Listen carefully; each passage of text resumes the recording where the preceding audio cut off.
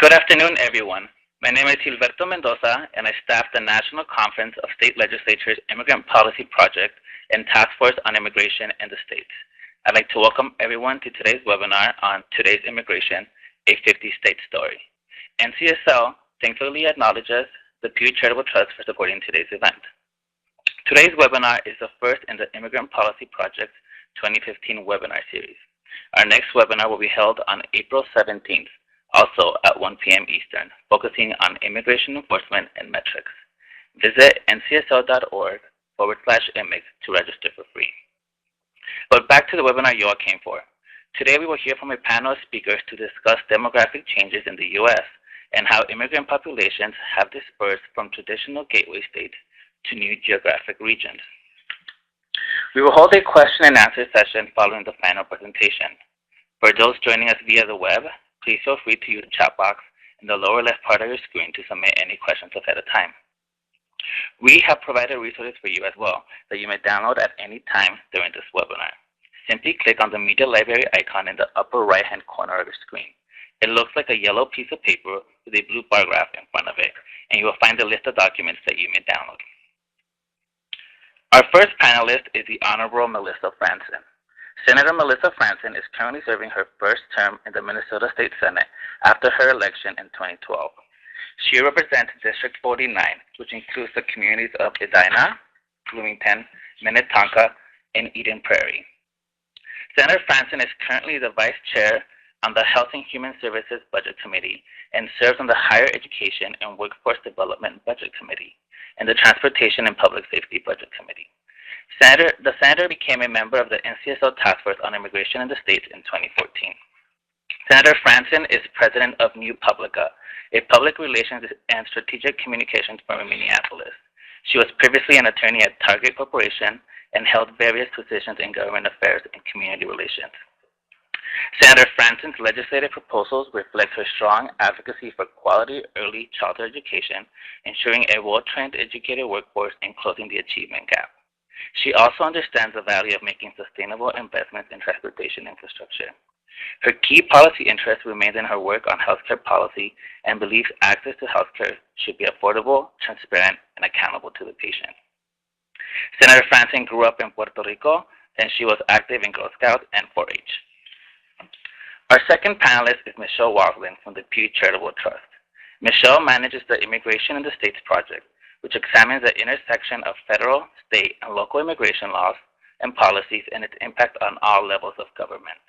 Michelle tracks and analyzes policy and public debate, writes on many related topics, and coordinates Pew's research agenda, and builds on relationships with academics and other experts. Our third panelist is Maggie Woodward. Maggie joined Pew's Immigration in the State project in the summer of 2014 as a senior researcher.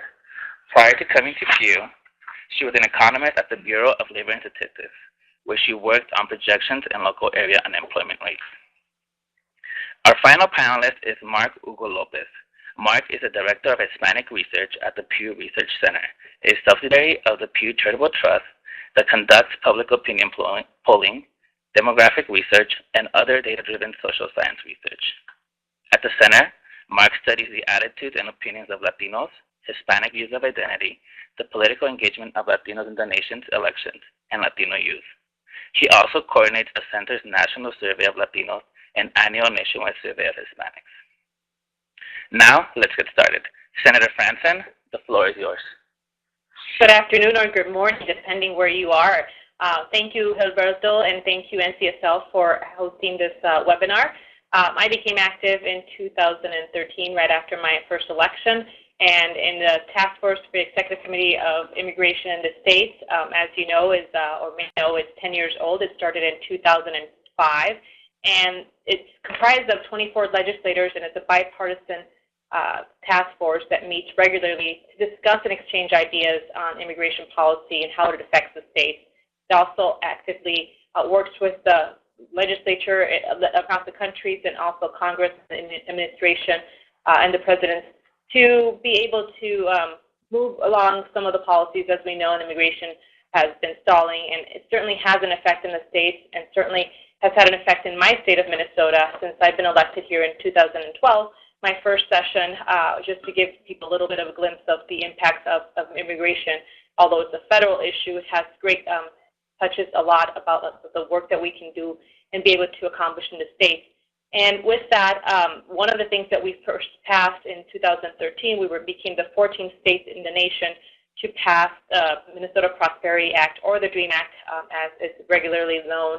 And that became a bipartisan issue. The business community became active, and it just became a time where we needed to move forward to grant undocumented youth the ability to access our state grant program and to have in-state tuition for our state universities and colleges. So that was a great victory, and now we're seeing certainly movement in more direction of doing other aspects that we can do in the states, like the driver's license for all. It's a bill that is currently being discussed and has been in the highlights of and limelight of Minnesota politics for the last few years. And this bill would also be where we can have access to safer roads by giving undocumented folks the ability to have a driver's permit and be able to drive and safely have the driver's license and be able to also purchase insurance. So it's become, that one has been a little bit more of an issue where we've had some more contention. Even though the business community supports it, it has been an issue where last year, before we adjourned, both House and the Senate and the governor's office all were in line to pass something this year, although this year it has been a little bit more a slower pace. If you know a little bit of Minnesota politics, in 2012, we elected all the House and the Senate, and the governor were all the Democrats in power. So technically it would have been easier to pass a bill of any nature when we have all parties on the same side. But this issue remains a controversial issue.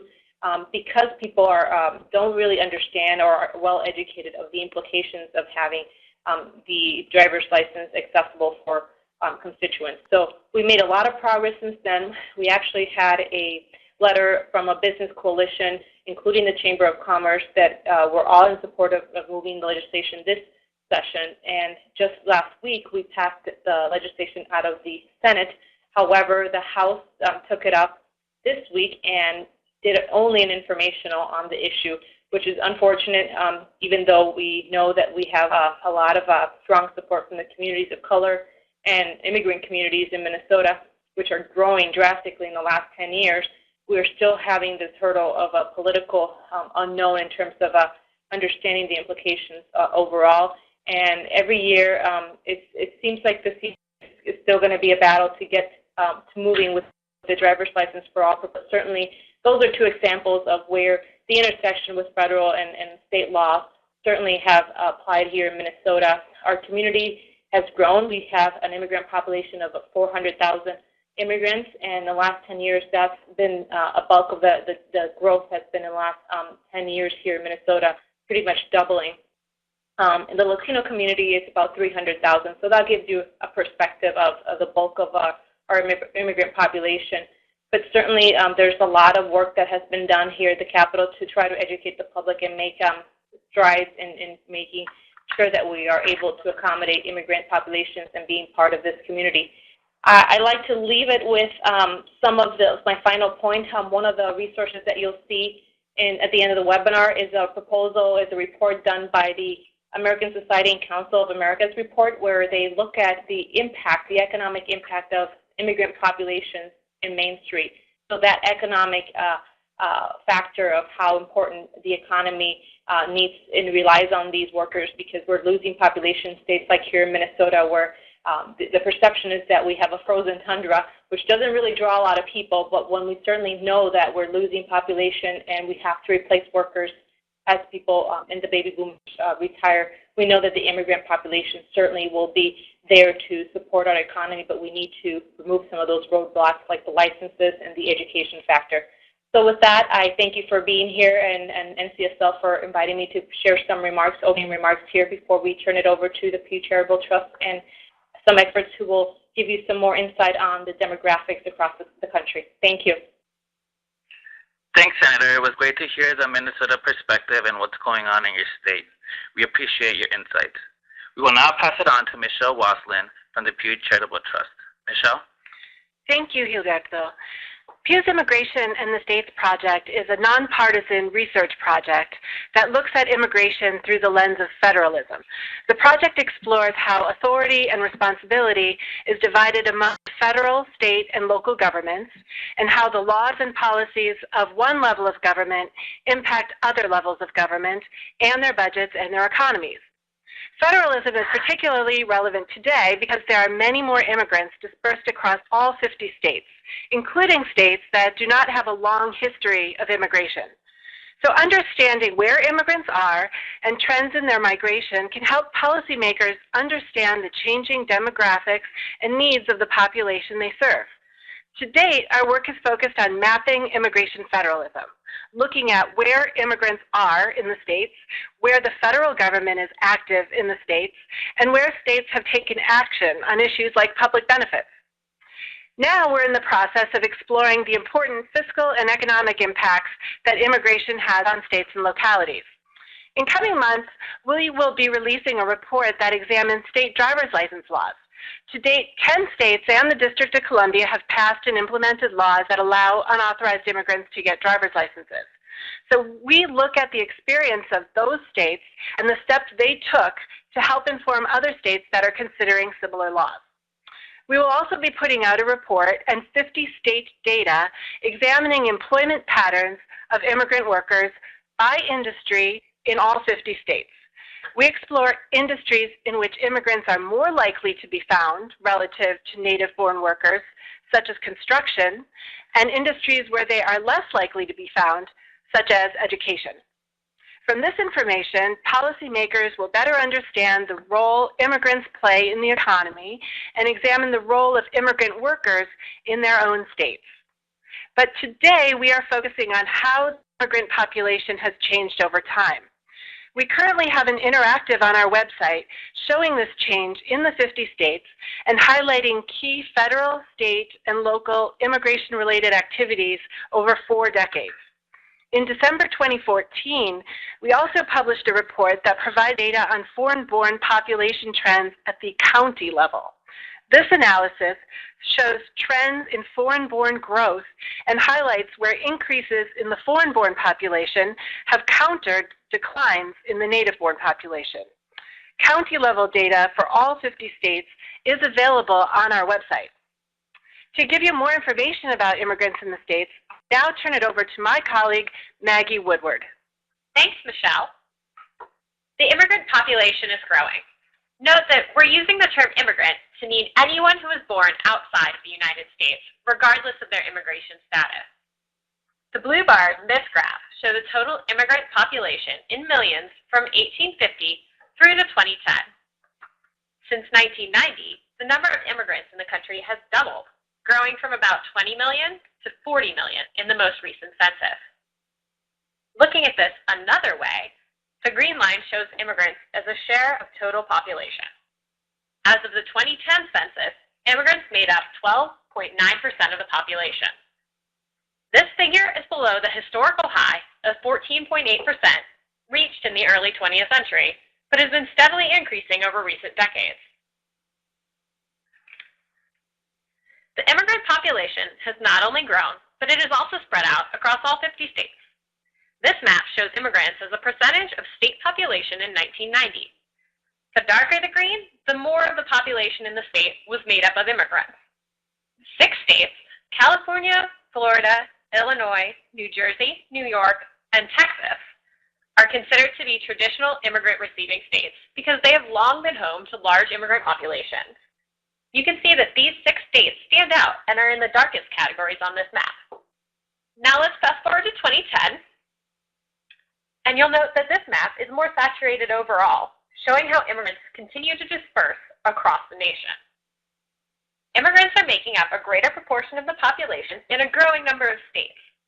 Their traditional recipient states continue to have large immigrant populations, but now states like North Carolina, Nevada, Utah, and Washington are also seeing growing numbers of immigrants.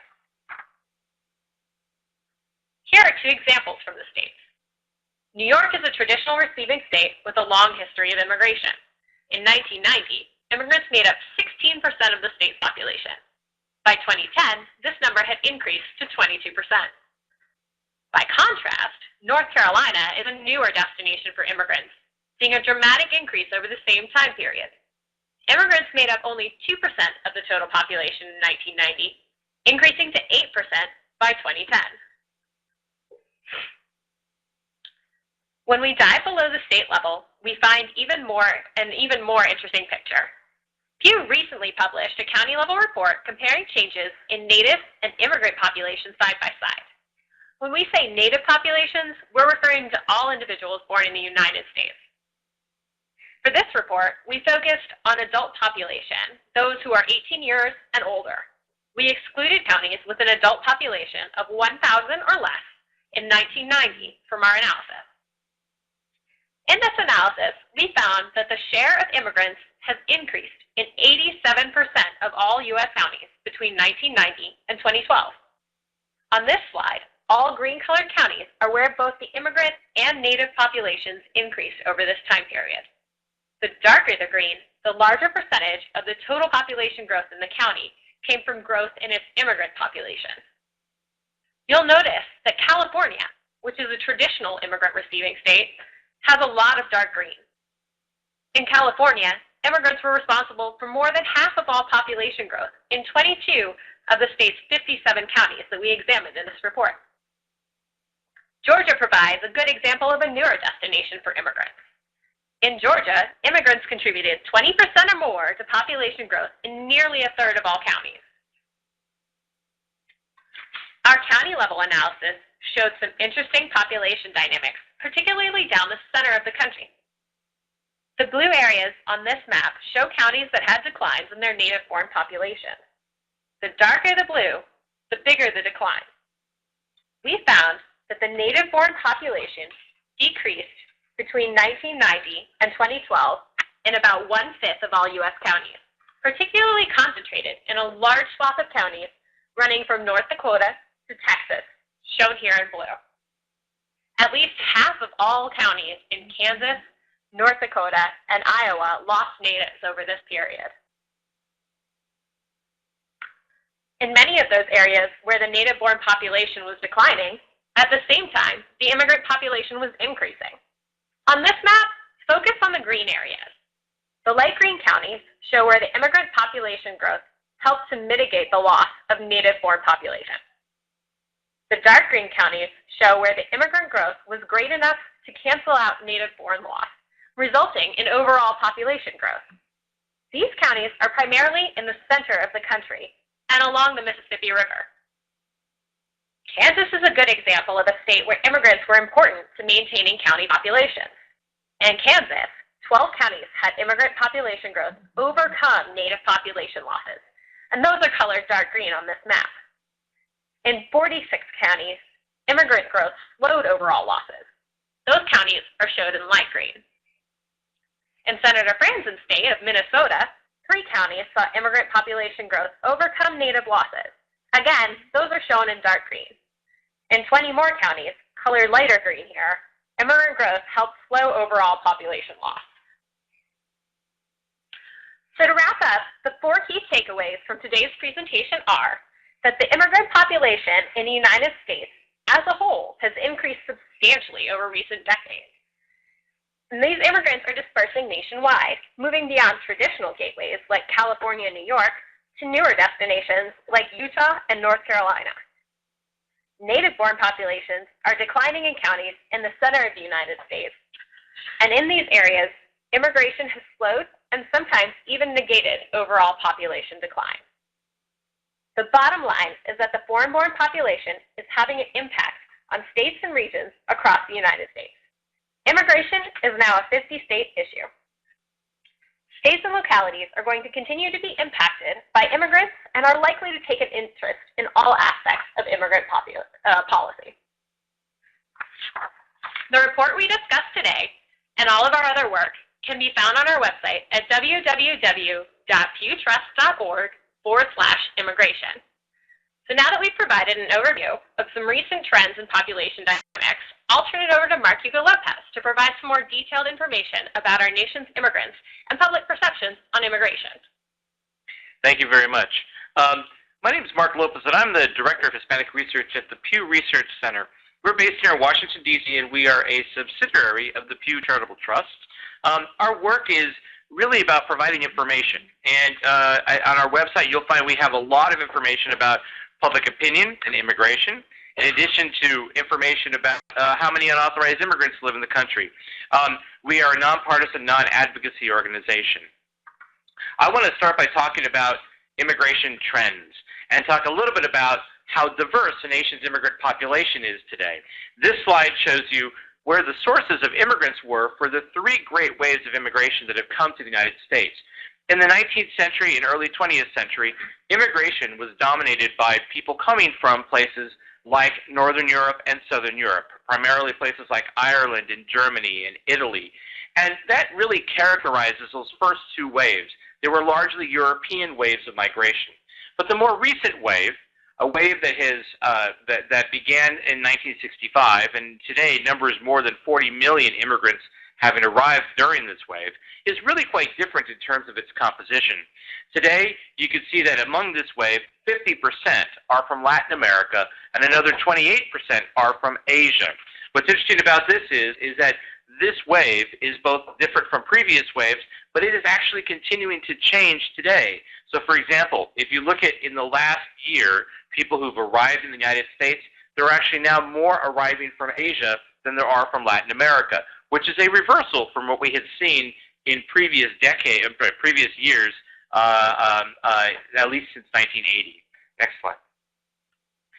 To give you a sense of sort of how this looks, you can see, if you look back to 1910, this slide shows you in each state which was the largest immigrant group at that time. So you can see, Senator Franzen, if you take a look at Minnesota, the largest immigrant group in Minnesota in 1910 were people from Sweden. You can also see that for a state like California, it was actually German immigrants who were the largest immigrant group, and in Florida, it was Italians who were the largest immigrant group in 1910. You can also see that Mexicans were the largest immigrant group in places like Arizona, New Mexico, and Texas. Fast forward to today, and it's a very different story. You can see that today's immigrant groups, Mexicans particularly, or Latin Americans I should say, are the dominant immigrant group in virtually every state of the country. So for example, in California, Mexicans are the largest immigrant group. In Virginia, it's Salvadorans.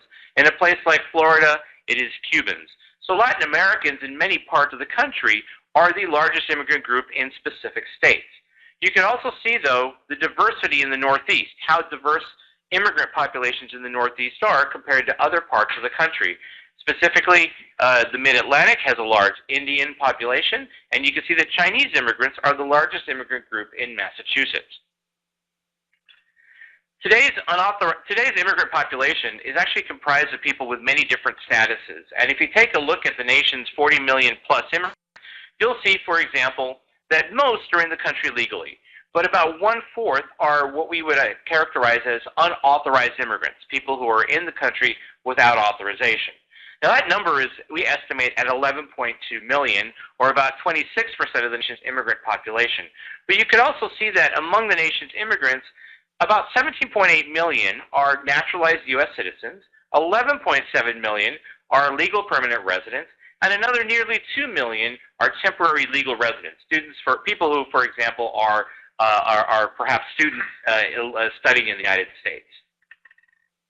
Now, the unauthorized immigrant population has been a focus of immigration policy and discussions recently, and one of the things I think that's interesting to note is how this population has changed over time.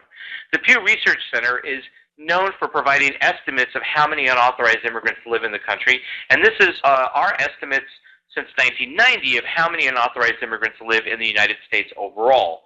You can see that the number in 1990 was 3.5 million, but that it rose to 12.2 million, where it peaked in 2007, but has since declined and stabilized at about 11.2, 11.3 million, depending on the year. You can also see that we have some brown shading around the line. Because this is an estimate and not a count, it has a margin of error. And this gives you some sense of what the possible range of estimates are for this population. But nonetheless, you can see that at least in recent years, it's hovering around 11.2, 11.3 million unauthorized immigrants. Where are these immigrants from? Well, among the nation's unauthorized immigrants, about half are from Mexico alone. And Mexican unauthorized immigrants have dominated the unauthorized immigrant population for a number of decades now, though this population seems to be now in decline. Other places that unauthorized immigrants are from, Central America, places like El Salvador, Honduras, Guatemala, but you also have unauthorized immigrants from South America, places such as Argentina, and also from Caribbean countries as well.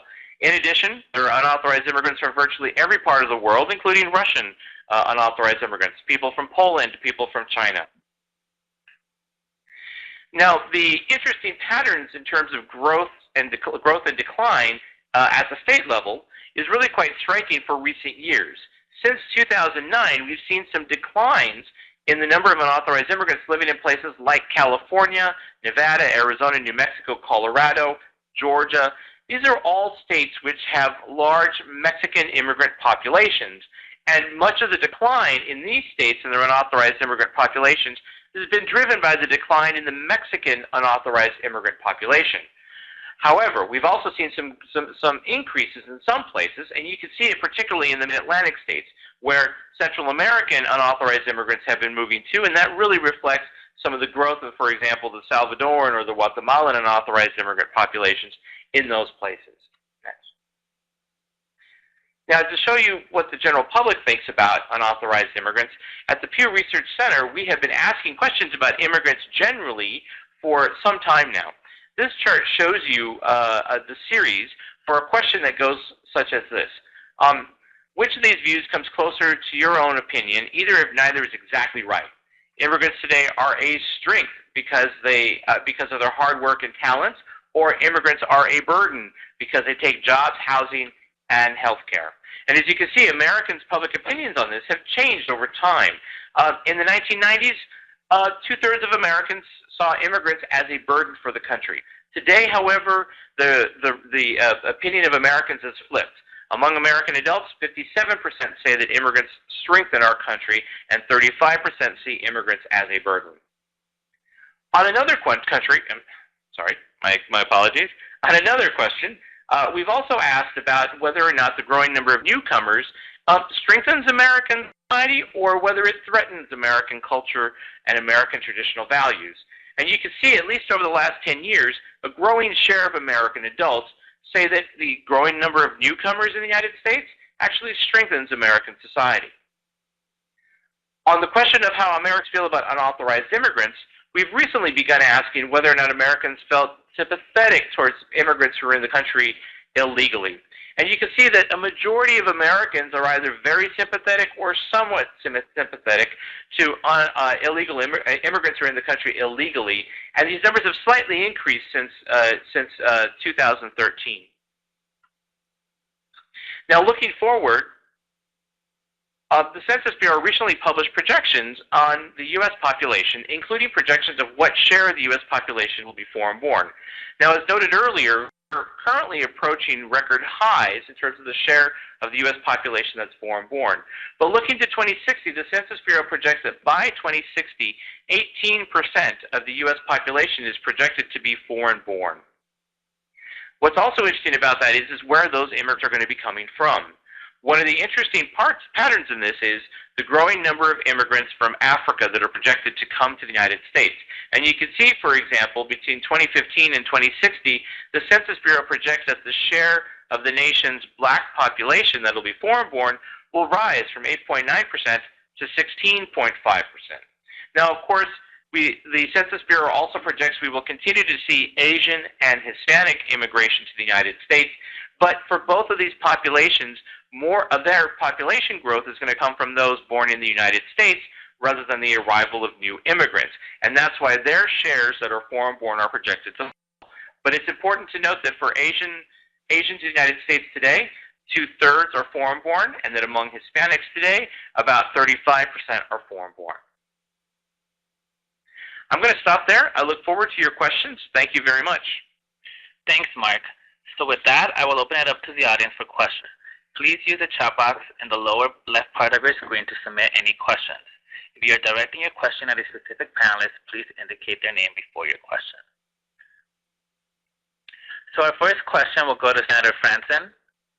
Senator Franzen, how has demographic changes shaped the types of policies that state legislatures are passing, specifically Minnesota? Thank you, Gilberto, for that question. Frankly, it's affected I would say it's impacted everything in the legislature. Specifically, I would talk about early childhood education and all the education reforms that we are currently undergoing. We're focusing more on early childhood education, realizing that there is a need and a more return on investment in that end. And certainly in the K-12 system, we are also investing in early childhood, the early English language learner reforms. We just passed a law just last year, and it's one of the first in the nation to completely reform that system because we are experiencing huge demographic changes in Minnesota. We have the worst achievement gap in the country, and in the disparities between people of color and white population, Caucasian population. So we've seen those demographics shift really quickly, but we haven't been able to react at the public education system level to be able to react as quickly as we would like to address those changes. So we've seen changes and we've passed legislation already to address the English language learner component and also early childhood education. We just passed all-day kindergarten just last year. This year there's been a lot of movement on all-day preschool. So that's one example in dealing with the achievement gap and the disparities in achievement. The other piece is workforce gap, and I did mention a little bit about the Chamber of Commerce being active in the debate of driver's license, and it's a business imperative. There is a contribution not only as consumers but as workforce and as entrepreneurs that the immigrant population brings, and they recognize that. So they've been really active, the business community in Minnesota, to try to push for some reforms as well. Even in the higher ed system with the DREAM Act that passed 2 years ago, that was also supported by the Chamber of Commerce. So we're seeing that intersection between the business community and really driving some of the discussion happening because of the demographic changes here in Minnesota. And those are just a few examples that have really made a big impact, not only for immigrant populations in Minnesota, but overall the economic viability of the entire state. Great, thanks. A second question is, what are some reasons, and this question is for Mark, what are some reasons for why typically non-traditional immigrant receiving states, such as North Carolina, for example, have now become immigrant heavy? I think there's a number of possible reasons for this, or there's a number of explanations for this. I think one of the big reasons is the economy. And during the last 10 years to 15 years, particularly in the South, we've seen growth in job opportunities, not just for immigrants, but for U.S.-born Americans as well. So you've seen a migration to the South, particularly in places like Georgia or North Carolina, not just of immigrants, but of people moving there from other parts of the nation too. And that's going to be one of the big reasons why we see some of these drivers in terms of growing immigrant population growth. Immigrants are just like other people. They move to where there are opportunities. But it's important to note that while some of the growth has been in the South, for example, places like California and Texas and Florida and New York still dominate the numbers in terms of containing most of the nation's immigrant population. Thanks, Mark. A question for Maggie. Why did you look at counties compared to states? So looking at counties allowed us to see trends that the state data wouldn't show. Within each state, there's a great deal of variation, and even states with large immigrant populations, we see that immigrants are spread out in rural areas as well as urban areas. We can also see regional trends that don't correspond to state boundaries by looking at the county data. Great. How, if any, has the public opinion of immigrants changed in the states where counties are relying on immigrants to slow the rate of net population decline? This is Mark. That's a good question. Our national data that we have on public opinion doesn't have enough sample size to be able to look at this at the state level, let alone the county level. But it is a very interesting question, and I think you can look at this in a number of different ways. One is to look at those places that went from relatively few immigrants to some immigrants and see whether or not those have been places where perhaps communities have passed laws that may impact the immigrant community, or organizations may have been set up to help immigrants arrive in those places. But unfortunately, on the public opinion data, we don't have data at that level to provide sort of an image of what's happening in places where immigrants are relatively new arrivals. Thanks, Mark. A question for Maggie. Why is the native-born population increasing in counties in the Middle-Valley? Other research might explain why native population is decreasing. Our brief was showing a graphic illustration of where this is happening and to the extent that it's happening and how immigration helps to slow or reverse that trend. The decreases in the native-born population are driven by people moving out of state as well as death rates higher than birth rates among the native population. We know that nationally, the native-born population declined in 665 counties, which is 21.5% of all counties. And in 409 counties, they had a decline of 5% or greater in the native population.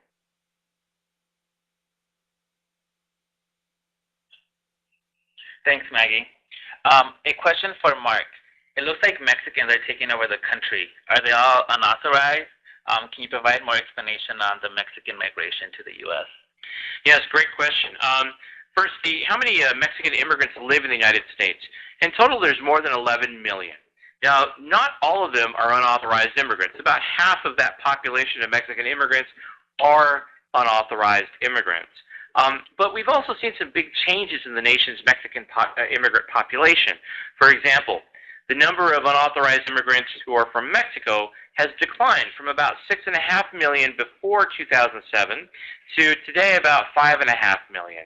So that decline in the population of Mexican immigrants who are unauthorized is really one of the big changes in the nation's unauthorized immigrant population that we see, at least at the national level.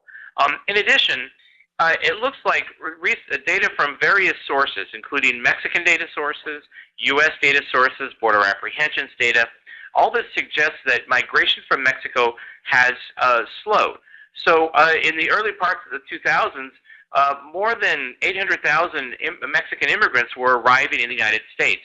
Today, the number that are arriving, around 300,000 or so, say, is somewhat equal to the number that are leaving the country, so that the net change in the Mexican immigrant population overall is relatively flat. That's a big change from where we were back in the 80s, the 90s, and the early 2000s. So it looks like Mexican migration to the United States has really come to a standstill, perhaps some might even say to a halt. We, of course, need more data to see whether or not this is going to continue, and time will only tell, but it's likely that we may have seen the end of the big Mexican migration to the United States. Thanks, Mike. We have another question for Maggie. How does this migration pattern impact the job market and the economy? So that's not something that we addressed in our brief, but it is something that we might have some insights into in our upcoming report. Michelle mentioned it in her introduction that we are looking at immigrant participation by industry in all of the 50 states. So taking a state level look at that and seeing where state by state immigrants are overrepresented or underrepresented within an industry compared to the native-born workers. Great, thank you. A question for Senator Franzen. How are policymakers using economic studies to influence legislation? And can you talk about, if anything, what does Minnesota have in the pipeline right now on immigration? Well, in terms of economic studies, what we've had is a recent report by the Minnesota Chamber that looked at the economic impact of immigrants in Minnesota specifically. So that has been something that has been really new here in terms of looking at the economic impact and the case for further reforms to make sure that we address the workforce gap in Minnesota, because we are losing population. That's a fact here. We are a great hub for Fortune 500 companies. We have over 20 of them in Minnesota. So that's certainly a factor that we need to replace workers, so we want to educate them early on, and we're looking at some of that data to inform us of how stark the problem is, which we know, as well as we know that when we're having the debate on the driver's license for all, one of the numbers that came up, Minnesota will lose $4.4 billion in economic activity and about 24,299 jobs if all unauthorized immigrants were removed. So that's a big figure. So certainly a consideration for supporting a proposal to allow access for these undocumented immigrants to be able to access the roads safely and be able to contribute to the economy, which they are already. So those are a few examples of what we have currently. And then the report that I mentioned earlier also has some of the economic impacts in the Minneapolis-St. Paul region of immigrants. So there's a lot more focus here in Minnesota because our population growth in the immigrant population has grown pretty significant in the last 10 years. So there's a lot of new data that we're looking at to make informed policy decisions. Thank you, Senator. Hearing no more questions, that concludes today's webinar on Today's Immigration, a 50-state story. NCSL thanks the Pew Charitable Trust for sponsoring this event. I would like to thank Senator Franzen from Minnesota, Michelle Wassailing and Maggie Woodward from the Pew Charitable Trust, and Mark Hugo Lopez from the Pew Research Center for their informative and helpful presentations. For those that joined late or for those that would like to listen again, NCSL will be posting a recording of today's webinar online early next week. As a reminder, our next webinar in our 2015 Immigration Webinar Series will be held on Friday, April 17th, also at 1 p.m. Eastern, focusing on immigration enforcement and metrics. For additional details on how to register, please visit ncsl.org/imig. After this webinar, you will be directed to a short survey, and we ask that you please complete it as we value your feedback. Additionally, for those that have not already done so, I would highly encourage you to register for NCSL's 2015 Legislative Summit on August 3rd through 6th in Seattle, Washington at ncsl.org. This concludes today's webinar, and I'd like to thank everyone for joining us today. Have a great weekend.